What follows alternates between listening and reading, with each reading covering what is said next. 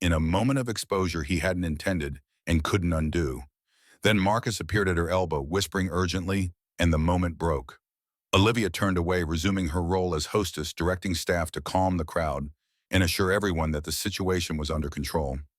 Ethan used the distraction to slip toward the back of the hall, putting distance between himself and the spotlight he had never wanted. But he knew with a certainty that settled in his bones like the cold that something had changed. She had seen him now, really seen him, and the questions that observation raised were not the kind that faded quietly into the night.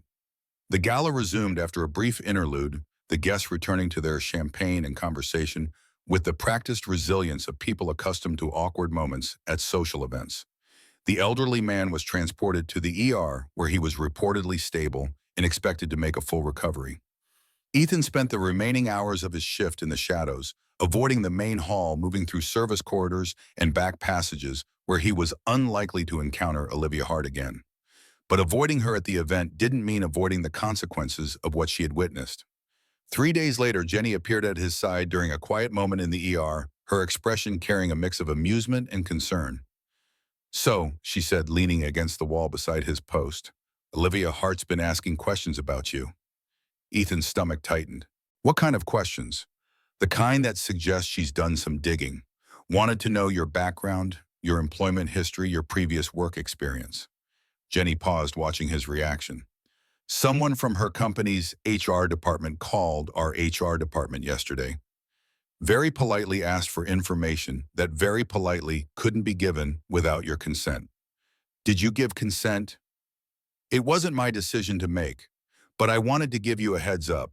She knows something, Ethan, or she suspects something, and she's not the kind of person who lets mysteries stay mysterious." Ethan absorbed this information, his mind racing through possibilities and responses. He could confront the situation, directly go to Olivia Hart, and explain that his past was his past and she should leave it alone. But that would require more engagement than he wanted, more vulnerability than he was prepared to offer. Or he could continue to do nothing, to remain invisible, to hope that her curiosity would eventually fade in the face of more pressing concerns. Neither option felt right. "Thanks for telling me," he said finally. Jenny studied his face. "Whatever you're hiding, Ethan, it's clearly something significant. I'm not asking you to share it with me, but you should know that if someone like her decides to dig, she has the resources to find pretty much anything." "I know. Is there anything I can do?" He shook his head. "No, this is something I have to handle myself." Jenny lingered for another moment, clearly wanting to say more, then thought better of it and retreated to her duties. Ethan returned his attention to the doors, watching the parade of patients and visitors with eyes that saw nothing, his mind entirely occupied by the threat that was gathering at the edges of his carefully constructed life. The call came 2 days later. He was in the cafeteria eating dinner with Grace when his phone buzzed with an unknown number. Normally, he would have ignored it. Unknown numbers were usually spam or debt collectors or other annoyances. But something made him answer this time, a premonition that proved disturbingly accurate.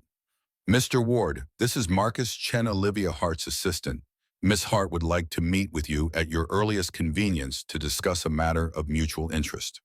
Grace was watching him, sensing the tension in his posture. "Dad, who is it?" He muted the phone. "Just work stuff, sweetheart. Give me 1 minute."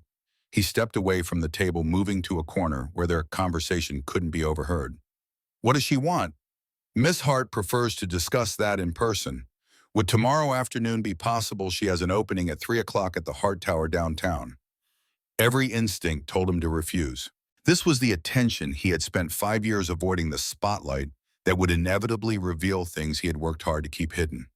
But refusing might only intensify her curiosity, make her dig harder, push further. Sometimes the best way to satisfy curiosity was to meet it directly, offer just enough truth to satisfy the questions, while protecting the core that couldn't be shared. "Fine, 3 o'clock. Excellent. I'll send you the address and visitor protocols. Miss Hart looks forward to seeing you." The line went dead. Ethan stared at the phone, then returned to the table where Grace was methodically shredding a napkin into tiny pieces, a nervous habit she had developed in the years since her mother's death. "Everything okay, Dad?" "Everything's fine." The lie came easily, the practiced reassurance of a parent who had learned to shield his child from adult concerns. "Just a meeting I have to go to tomorrow." Grace's eyes searched his face, that too-old awareness flickering behind her gaze. Is it about the lady? The one from the accident? He shouldn't have been surprised that she had made the connection. Grace noticed everything, filed it all away in that remarkable mind of hers. Yes, she wants to thank me, I think. That's nice. It is. Are you nervous? The question caught him off guard. Why would I be nervous? Because you look nervous. You get this thing between your eyebrows when you're worried about stuff. It's there right now. Ethan consciously relaxed his face, feeling the tension he hadn't realized he was holding. Maybe a little nervous. It's not every day I meet with someone that important. Grace considered this, then reached across the table to pat his hand with the gravity of someone twice her age. You'll be fine, Dad. Just be yourself. That's what Mom used to say, right? When you're worried about something, just be yourself because yourself is good enough. The words hit him like a wave, the echo of Rachel's voice in their daughter's mouth. He had forgotten that particular piece of advice, lost it somewhere in the years of grief and survival. Just be yourself. As if that were simple. As if he knew any more who that was. You're right, he said. She did say that. So it must be true. Moms always know. He covered her small hand with his, feeling the fragile bones beneath her skin, the pulse of life that represented everything he had left. Thank you, Grace. You always know how to make me feel better.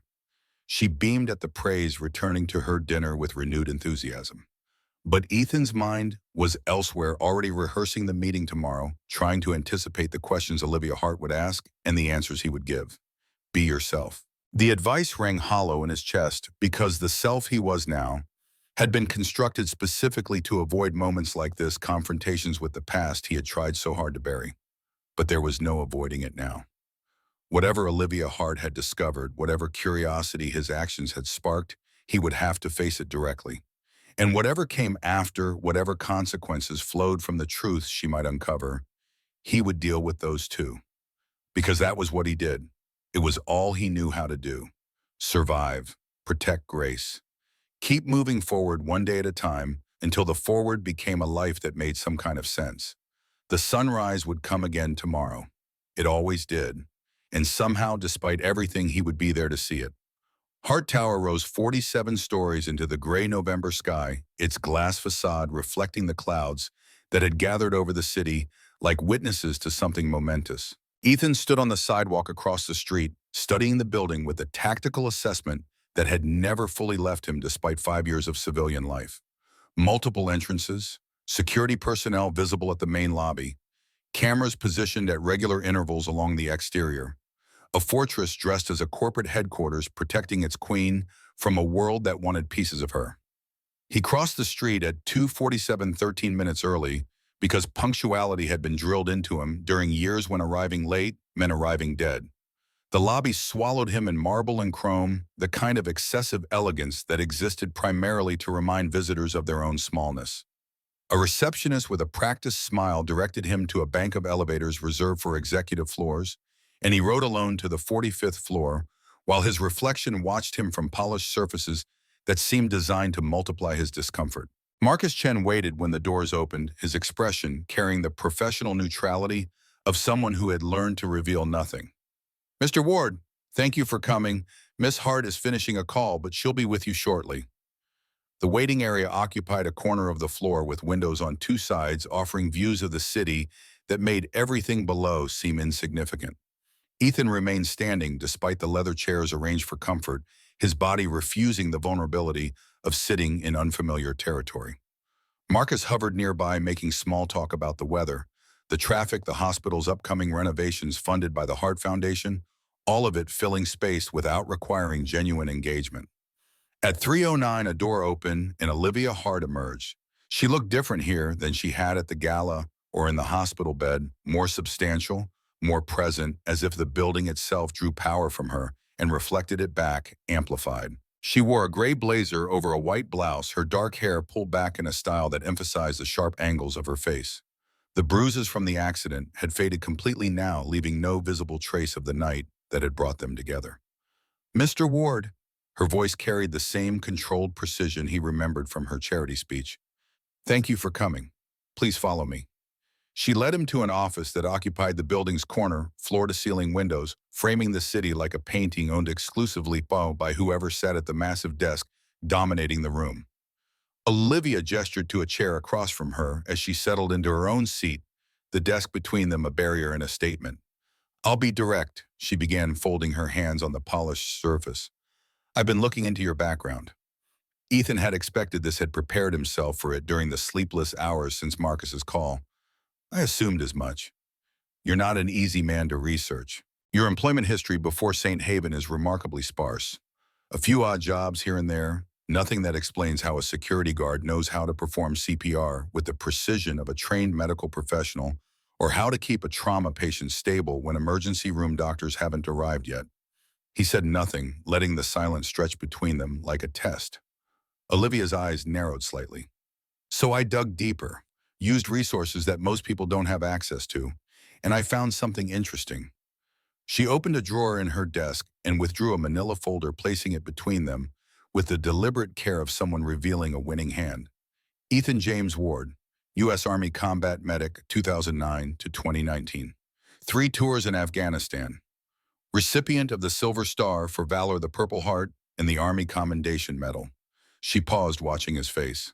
"Honorably discharged due to family hardship following the death of your wife, Rachel Marie Ward, in a motor vehicle accident." The words landed like artillery shells, each one detonating in spaces he had worked hard to seal shut.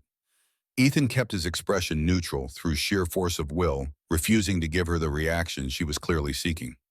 "There's more."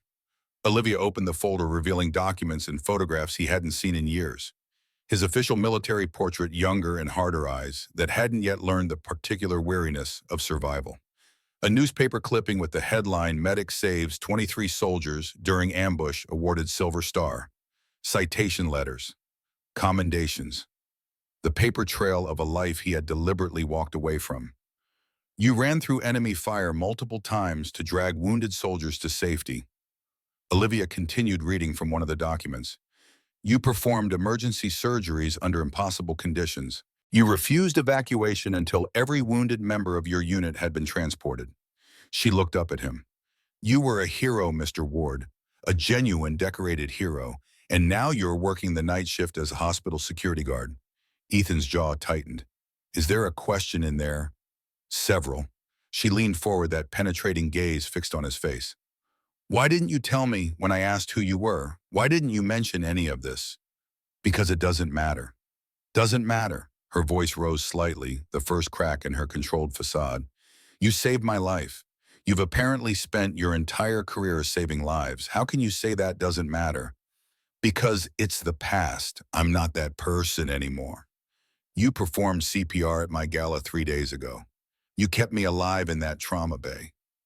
You're clearly still that person." Ethan stood abruptly, the chair scraping against the floor. He moved to the window, putting his back to her, staring out at a city that seemed very far away. "What do you want from me, Miss Hart?" The question hung in the air, heavier than it should have been. Behind him, he heard her rise from her chair, heard the soft sound of her footsteps approaching. "I want to understand." Her voice was closer now, stripped of some of its corporate armor. "I built my company on understanding people, reading their motivations, anticipating their moves. But you don't make sense to me. You have this extraordinary background, these skills, this record of heroism, and you're hiding in a basement office checking locks at night. Not everyone wants to be understood." "No." She was beside him now, looking out at the same view but seeing something different. "But I've spent 3 weeks thinking about what you said to me. Then maybe you've been meeting the wrong people. Do you remember saying that?" He remembered. The words had slipped out before he could stop them, more honest than he had intended to be. "I've met a lot of people, Mr. Ward. Thousands, maybe tens of thousands. Politicians, executives, celebrities, world leaders. And you know what they all have in common? They all want something from me. My money, my influence, my connections, my endorsement. Every interaction is a transaction." She turned to face him, and he was struck by the vulnerability that had crept into her expression. "But you didn't want anything. You helped me because I needed help. That's it. That's the whole equation." Ethan finally met her eyes. "That's how it should be." But it's not in my world. She was quiet for a moment, something working behind her features. When I woke up in that hospital room, the first thing I thought about wasn't my company or my injuries or my schedule. I thought about your voice, the way you told me I was going to see the sunrise. You believed it. I could hear it in your voice. You actually believed it. You needed to believe it too. Yes. The word came out soft, almost fragile. And that's when I realized something. I've spent my entire adult life building walls, keeping people at distance, treating every relationship like a business deal with potential liabilities. And then I almost died, and the person who kept me alive wasn't someone from my carefully curated inner circle. It was a stranger, a man in a security uniform who had no reason to help me except that I needed help. She moved back toward her desk, picking up the folder with his records. I asked you to stay quiet about saving me. I told you I didn't like owing people. Do you remember what you said? He remembered that too. The words had come from a place he usually kept locked away. You said, "Don't, ma'am, just live better." She held the folder against her chest like a shield or a confession. I've thought about that every day since. Live better. Such simple words. But I haven't been living better, have I? I've been living exactly the same, treating people as transactions, measuring everything by what it costs and what it gains. Ethan watched her, seeing the struggle play out across her features. This wasn't the Ice Queen CEO the world knew. This was someone standing at the edge of something, working up the courage to jump. I treated you like a complication to be managed, she continued. A potential liability. I sent Marcus to make sure you wouldn't talk to the press, wouldn't try to leverage your connection to me. And the whole time I had no idea who you really were, what you had sacrificed, what you had given up. She set the folder down on the desk, her hands trembling slightly. You gave up everything, didn't you? Your career, your recognition, your identity, all of it for your daughter. The mention of Grace sent a protective surge through his chest. She needed me. After Rachel died, she needed stability. A present parent, not a father deployed overseas or working 100-hour weeks in some high-pressure job. So you became a security guard. So I became available. The job doesn't matter. Being there for her, that's what matters. Olivia was staring at him with an expression he couldn't quite read. You know what I was doing when I was your age, building hard tech, working 18-hour days, sacrificing every personal relationship on the altar of success. I told myself it was worth it, that I was building something that mattered. She laughed, the sound carrying no humor. And then I almost died on a Thursday night, and the only person holding my hand was a stranger. The silence that followed was different from before, charged with something that felt like understanding. Ethan found himself moving back toward her, drawn by an impulse he didn't fully comprehend. I need to fix this, Olivia said finally. What I did to you, asking you to stay silent, treating you like a problem to be solved. I need to fix it. There's nothing to fix. There's everything to fix. Her voice had found its steel again, the CEO resurfacing with a purpose. The world should know who you are, what you did. Not just for me, but for all those soldiers, for everyone you've helped over the years. You've been invisible too long. A cold dread settled in Ethan's stomach. No, no, I don't want recognition. I don't want attention. I want to do my job, raise my daughter, and be left alone. Why? The question was simple, but the answer was anything but. Ethan turned away, memories pressing against the barriers he had built. Because recognition doesn't change anything. It doesn't bring back the ones I couldn't save. It doesn't undo the mistakes I made. It just puts a spotlight on a man who doesn't deserve to be in the light. Olivia was quiet for a long moment. When she spoke again, her voice was gentler than he had ever heard it. What happened to you over there? What are you really running from? He should have left, should have walked out the door and never looked back. But something about the way she asked the genuine curiosity stripped of corporate calculation made him pause. There was a convoy, he heard himself saying. 3 months before I came home, 12 vehicles, 47 personnel. We hit an IE at the front of the column, and suddenly we were taking fire from both sides. Ambush. The words came slowly, dredged up from depths he rarely visited. I was in the 4th vehicle. By the time I got out, there were wounded everywhere. Men screaming, bleeding, dying. And I had to choose. Every second I had to choose who to help first, who could wait, who was already beyond saving. Olivia hadn't moved, her attention fixed on him with an intensity that felt almost physical. I saved 23, they gave me a medal for it. His voice hardened. But there were 47 people in that convoy. 23 saved means 24 lost. And I remember every single one of their faces. Every name. Every family who received a folded flag instead of a living soldier. You couldn't have saved them all. No, but that doesn't stop me from wondering if I made the right choices. If maybe I spent too long on someone who was going to die anyway, while someone else bled out waiting for help. If maybe I was the difference between 23 and 24, or 25 or 30. The confession hung in the air between them more than he had told anyone in 5 years. Olivia's expression had shifted, the corporate mask completely gone, now replaced by something raw and human. Is that why you took the security job, to punish yourself? To simplify things? At St. Haven, I'm not making life or death decisions.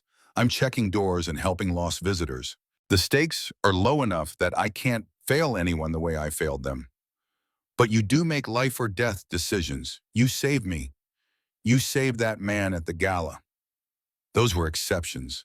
Moments when my training took over before I could think about it. He finally turned to face her. I'm not looking for redemption, Miss Hart.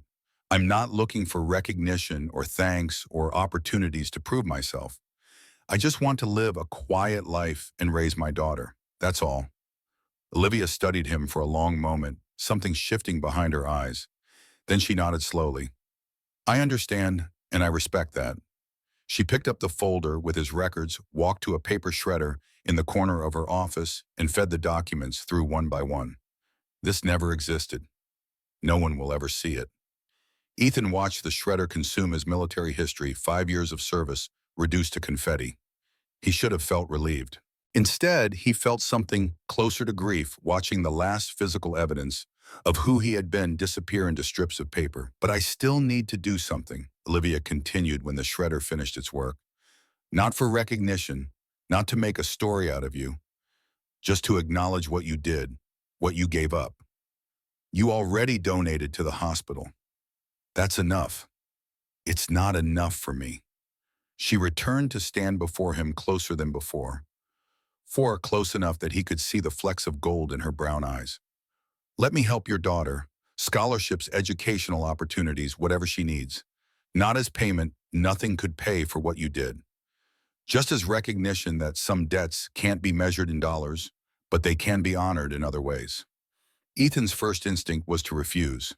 He had built his life on self-reliance, on needing nothing from anyone.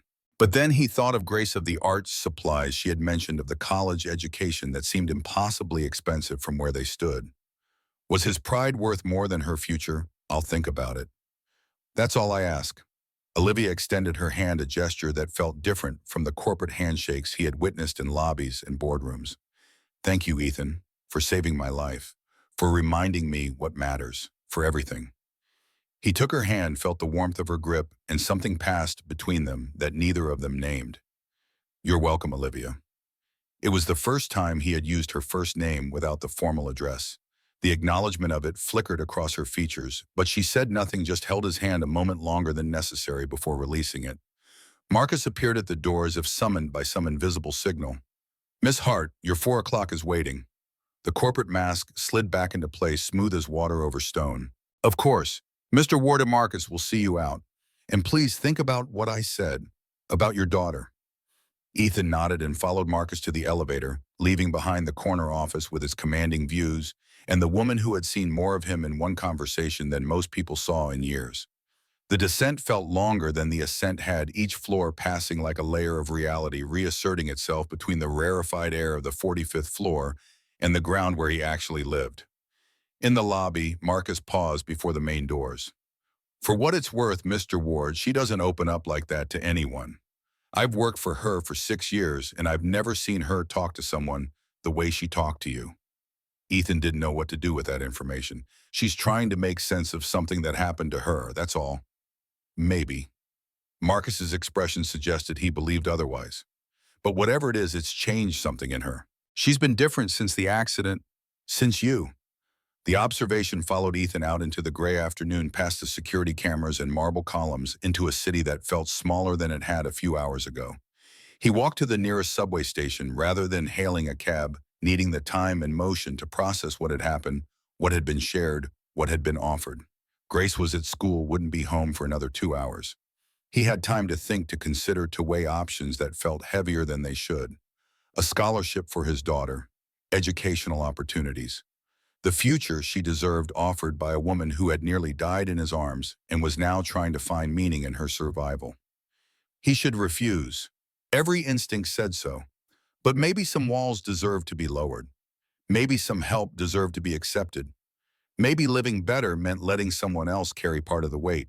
The subway car rocked gently as it carried him toward home, and Ethan Ward sat among the other passengers, invisible again, anonymous again, carrying secrets that had briefly surfaced before sinking back into the depths where they usually lived.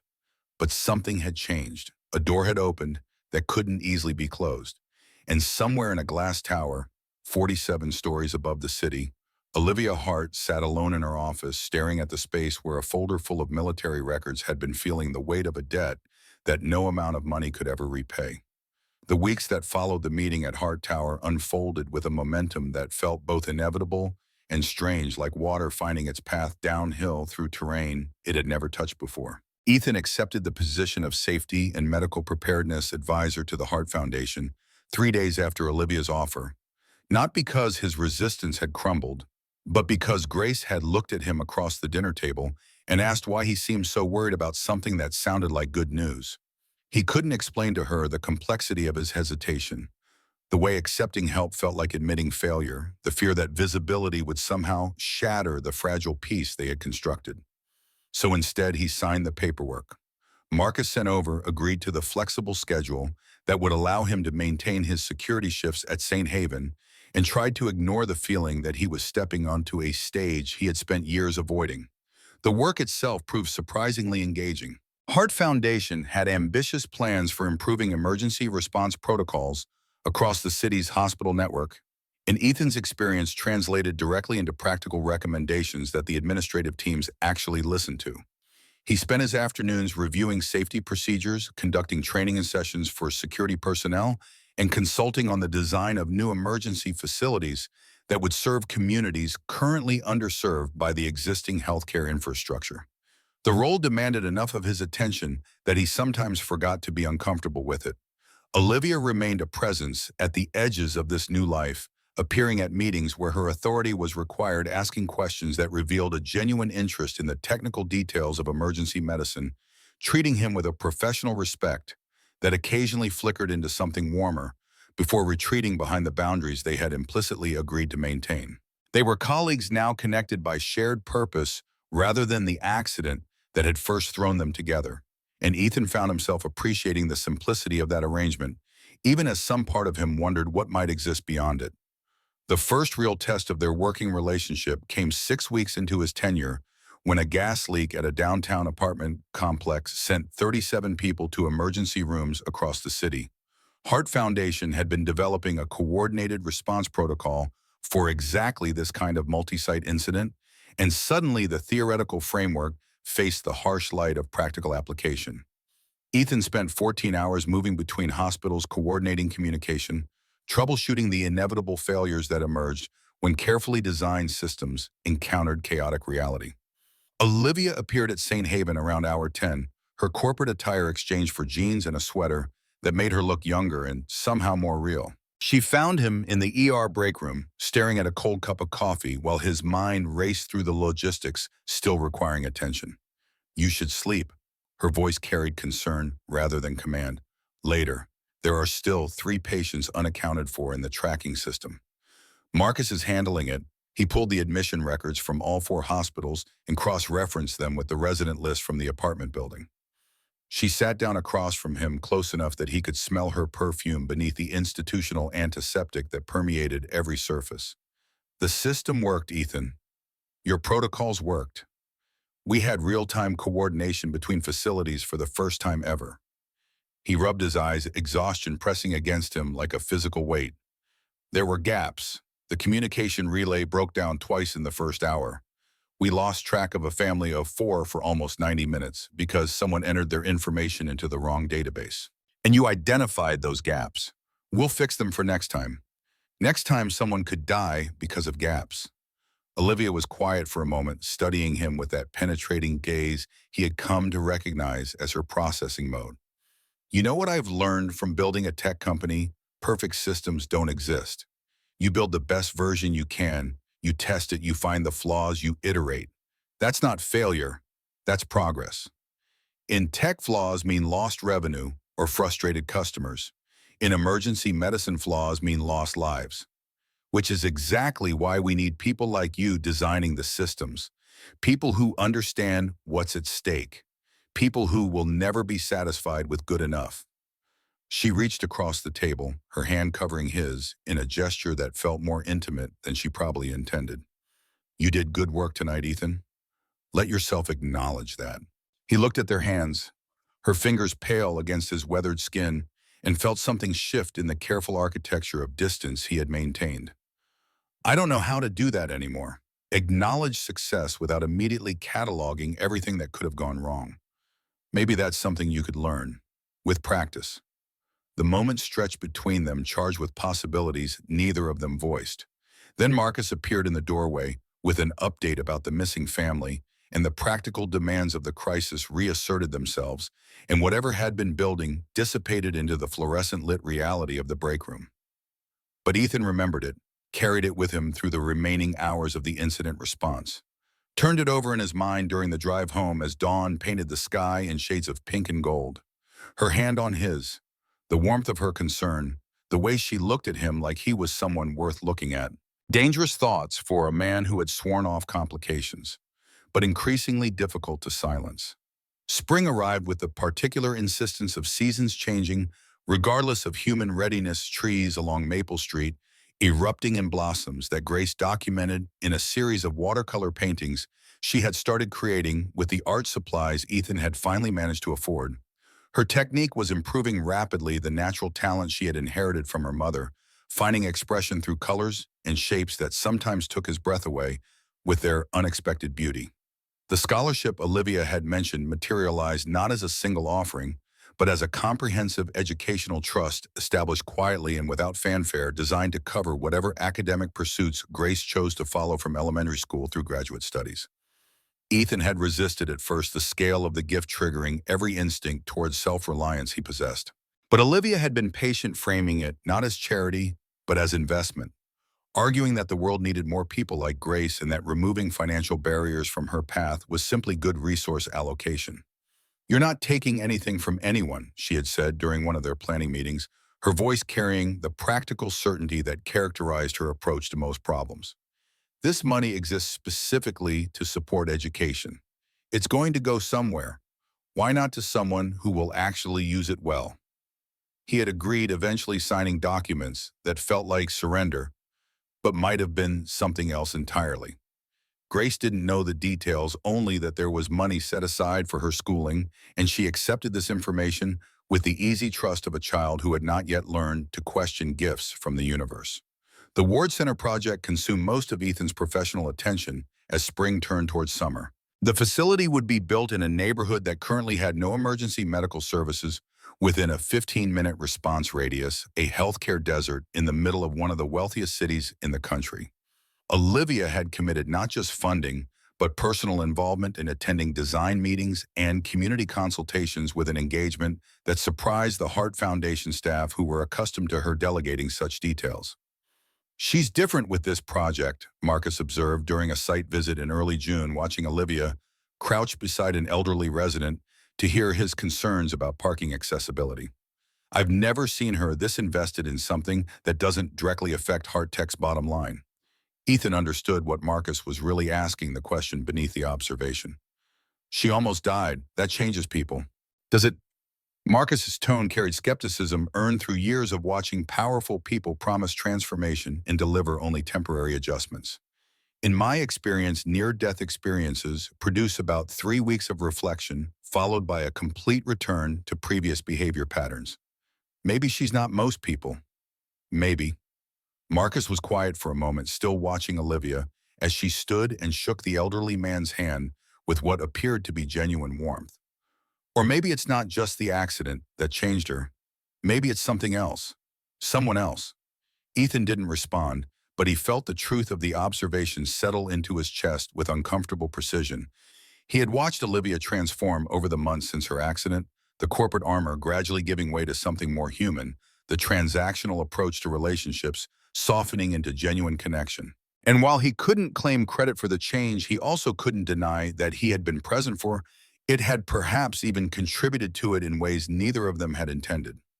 The community park adjacent to the Ward Center construction site became an unexpected sanctuary during the long days of summer planning. Ethan would escape there sometimes, during breaks sitting on a bench beneath an oak tree that had probably witnessed generations of neighborhood children growing up in its shade. The sounds of construction faded at this distance, replaced by birdsong and the laughter of kids playing on equipment that had seen better decades but still functioned well enough to provide joy. It was here that Olivia found him on a Thursday afternoon in late July, her heels sinking into grass that had not been designed for executive footwear, her expression carrying something he couldn't immediately identify. "Grace is here," she said without preamble. "Mrs. Patterson dropped her off for your dinner break. She's over by the swings." Ethan turned to look, spotting his daughter on the swing set at the far end of the park, her legs pumping as she climbed higher with each arc. A younger child sat on the adjacent swing, not swinging but holding still, while Grace appeared to be examining something on the child's arm. Another kid scraped their knee. Olivia continued moving to stand beside the bench. Grace pulled a bandage from her backpack and fixed it up like a tiny professional, told the kid that helping people was her family business. The phrase landed with unexpected weight, echoing something Ethan himself had said to Grace years ago during one of the many conversations about why Daddy had to work at night, why they lived the way they did, why their life looked different from other families. He hadn't realized she had absorbed it so deeply, had made it part of her own identity. "She's remarkable." Olivia's voice was soft, almost reverent. "Do you know that? Do you understand how remarkable she is?" "I know." "Does she know about you, I mean, about what you did before St. Haven?" Ethan shook his head. "She knows I was in the Army. She knows her mother died while I was overseas and that I came home to take care of her. The details of what I did, the medals, the missions, those aren't stories for an 8-year-old. But someday, maybe, when she's older, when she can understand that heroism isn't what the movies make it look like." Olivia sat down on the bench beside him, close enough that their shoulders almost touched. "What does heroism look like? Really?" The question deserved more than a casual answer, but Ethan found himself reaching for words anyway, trying to articulate something he had never quite managed to express. "It looks like being scared and doing the thing anyway. It looks like choosing who to save when you can't save everyone. It looks like living with the consequences of those choices for the rest of your life and still getting up the next morning to make more of them." That sounds exhausting. It is, which is why most people don't do it. "But you did, for years, until I couldn't anymore." He watched Grace dismount from the swing and crouch beside the younger child, examining her handiwork on the bandaged arm with professional scrutiny. "The Army teaches you to keep going until the mission is complete. But after Rachel died, I realized the mission had changed. The mission was Grace. Everything else was just noise." Olivia was quiet for a long moment, her gaze also fixed on the small figure in the distance. "She reminds me of someone I used to before the company, before the pressure, before I learned to turn everything into a transaction. She just helps people because they need help. No calculation, no expectation of return, just pure generosity. Children are like that. Before the world teaches them to be otherwise. Is that why you're so protective? Why you've built your life around keeping her safe?" Ethan considered the question, turning it over like a stone in his palm. "Partly, but also because I've seen what happens when protection fails. I've seen children in places where no one was protecting them, where violence was the default and survival meant becoming something no child should have to become. Grace will never know that world. Not if I can help it." Grace had spotted them now, her face lighting up with the particular joy of unexpected parental proximity. She sprinted across the grass with the boundless energy of childhood, launching herself at Ethan with enough force to nearly knock him off the bench. Dad, you're on a break. Hi, Miss Hart. Olivia smiled, and Ethan noticed it was different from her professional smiles, warmer and less guarded. Hello, Grace. I hear you've been practicing medicine. Grace beamed at the recognition. Just a bandage. The little girl fell off the swings and scraped her elbow. It wasn't even bleeding that much, but she was crying, so I helped. That was very kind of you.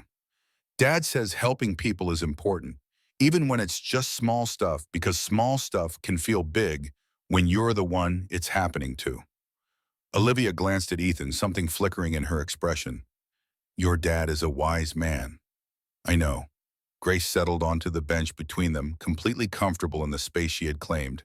He's also sad sometimes, though, when he thinks I'm not looking. The observation landed like a stone in still water ripples, spreading outward into silence. Ethan felt his chest tighten, the particular pain of realizing his child saw more than he had intended her to see. Grace, it's okay, Dad. I know you miss Mom, and I know working at night is hard, but I also know you're happy when you're helping people. You get this look like everything makes sense. She turned to Olivia with the earnest directness of children who have not yet learned to guard their observations. He had that look when he saved you.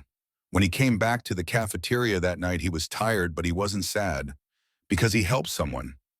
Olivia's eyes had grown bright, a sheen of moisture that she blinked away quickly. Is that right? Yeah, so I think maybe he needs to help more people. Not just check doors and stuff, because checking doors doesn't make the sad go away, but helping does. The wisdom of it struck Ethan with unexpected force, this child who had distilled something he had been struggling to articulate into a handful of simple sentences. He had been checking doors. For 5 years, he had been checking doors, maintaining the perimeter, going through motions that kept him functional, but never truly alive. The work with Heart Foundation, the emergency response protocols, the ward center, those were the first things in years that had engaged him fully, that had reminded him what it felt like to be useful in ways that actually mattered. You're very observant, Grace. Olivia's voice was careful, respectful of the gravity the conversation had unexpectedly assumed. Has anyone ever told you that my teacher says I notice things other kids don't? Dad says it's because I pay attention. She shrugged with the nonchalance of someone stating obvious facts. I think it's because Mom used to tell me stories about people, and stories make you look at people different. Like everyone has a story you don't know yet. Ethan pulled his daughter close, wrapping an arm around her small shoulders, overwhelmed by a love so fierce it felt like it might tear him apart.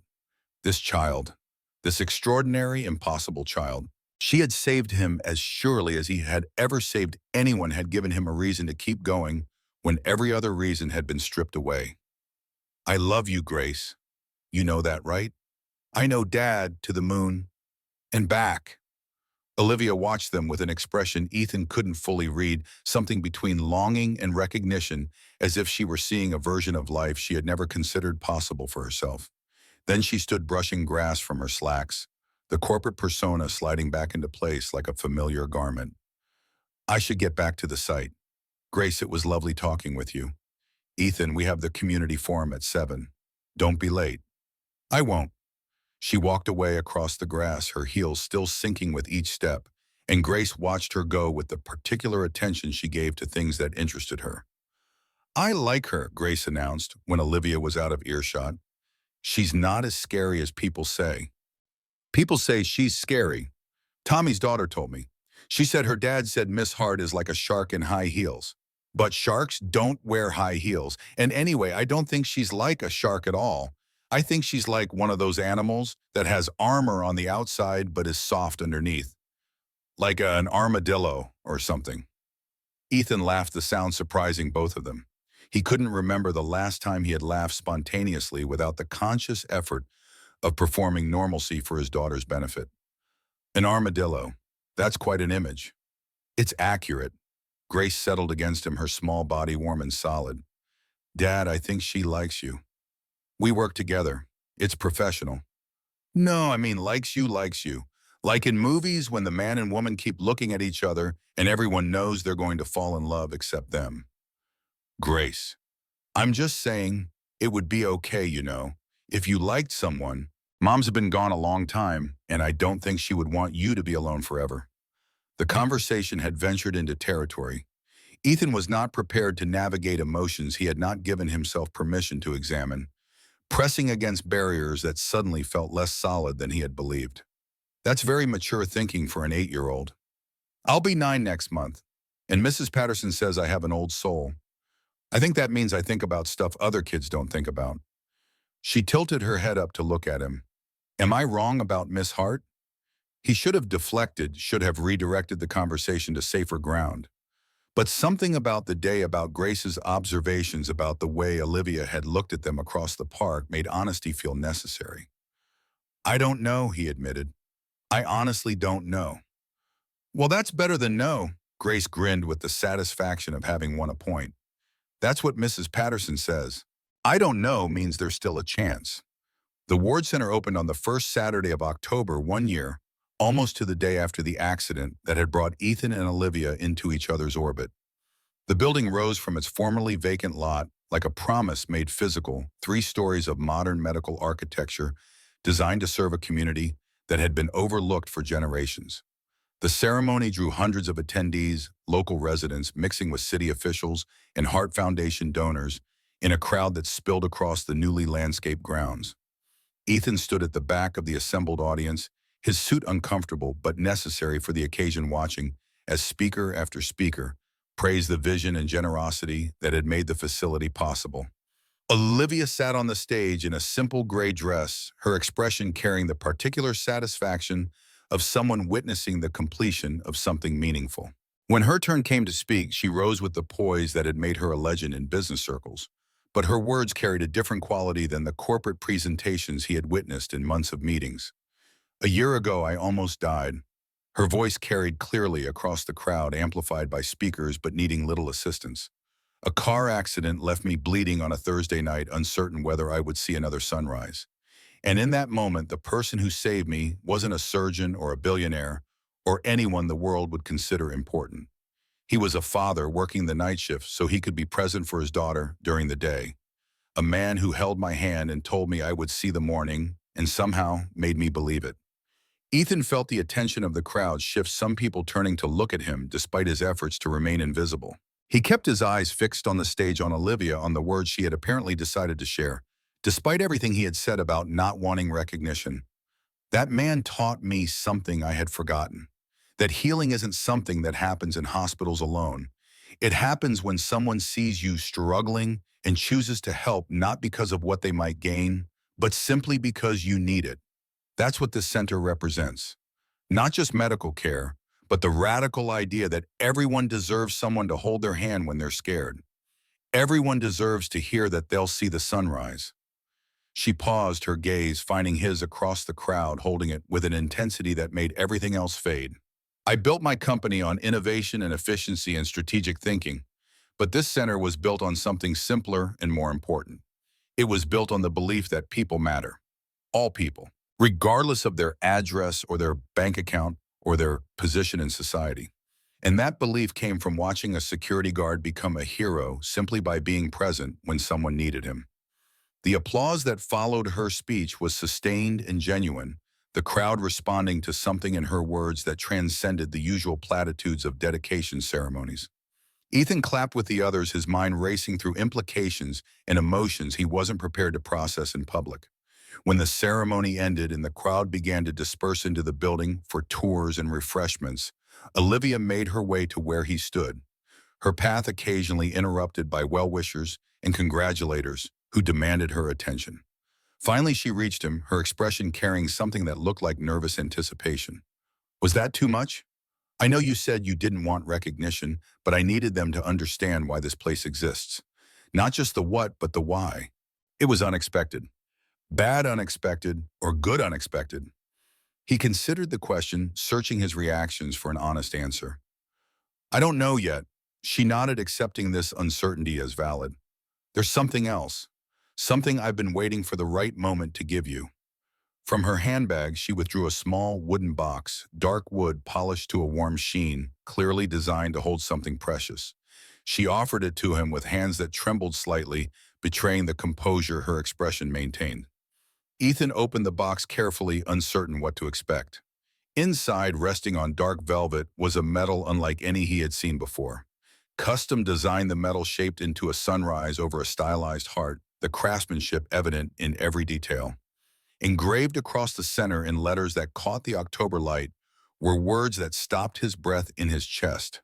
Please don't make it fast. Stay. The words you said to me, Olivia explained, her voice barely above a whisper. I asked you to make it fast, and you told me to stay. To fight. To see the sunrise. I've seen 1,000 sunrises since that night, Ethan. Every single one because of you. He couldn't speak, couldn't find words adequate to the moment, the gesture, the weight of everything it represented. The metal lay in his palm, catching light, transforming his accidental words into something permanent and precious. I had it made by an artist who designs military commendations, Olivia continued, because I wanted it to be worthy of what you've done. Not just for me, but for everyone you've saved over the years. All those soldiers, all those patients, all the people who are alive today because you chose to help them. Grace appeared at his elbow, having escaped Mrs. Patterson's supervision to find her father in the crowd. She peered into the box, her eyes widening at the gleaming metal. Dad, what is that? A gift, he managed, his voice rough with emotion. From Miss Hart. It's beautiful. What does it say? Olivia crouched down to Grace's level, her expensive dress pressing against the grass. It says something your father once told me when I was very scared. Something that helped me be brave. What? It says, please don't make it fast, stay. Olivia smiled at the child's puzzled expression. It means don't give up. Don't take the easy way out. Stay and fight even when fighting seems impossible. Grace considered this with her characteristic gravity. That sounds like something Dad would say. He's always telling me that hard things are worth doing because they're hard. Your father is very wise. I know. Grace turned to Ethan, her small hand reaching up to touch the metal in its box. Are you going to wear it? Before he could answer, Olivia stood and lifted the metal from its velvet bed. May I?